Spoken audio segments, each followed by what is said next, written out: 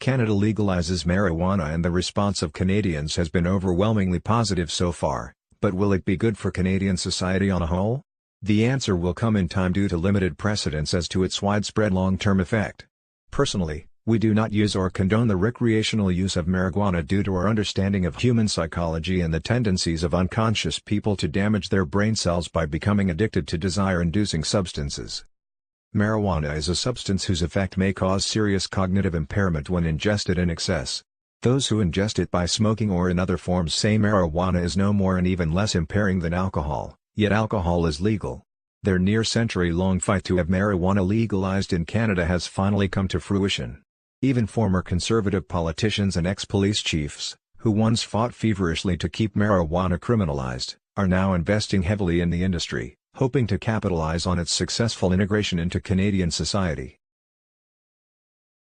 Marijuana prohibition began primarily in the United States in the early 19th century, where politicians and lawmakers guided by racial biases and religious ideology, banned it from cultivation, medicinal and personal use.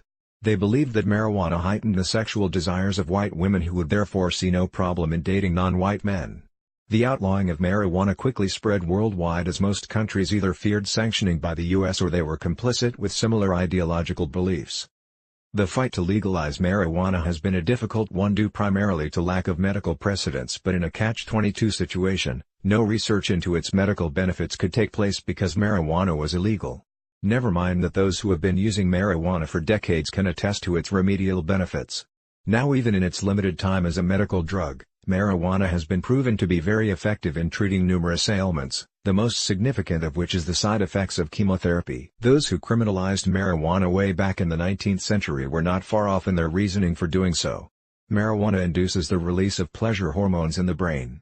The good is that, like most pain-relieving drugs, it reduces the physical severity of pain and the psychological effects of depression and other mental conditions.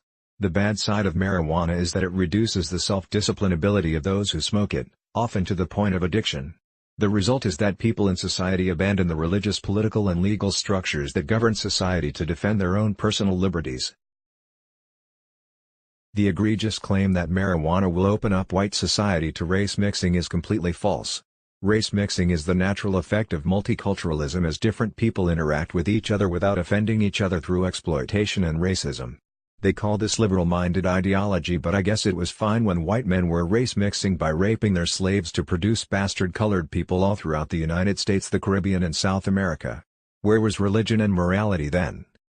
Congratulations Canada for taking a self-determined stance in decriminalizing marijuana. However, as stated before, we do not condone its abusive recreational use. With all the crime, violence, racism and discrimination in the world today, this is no time for getting high. Let's hope that in time, as more medical information is obtained through research, society will benefit from marijuana's obvious good qualities.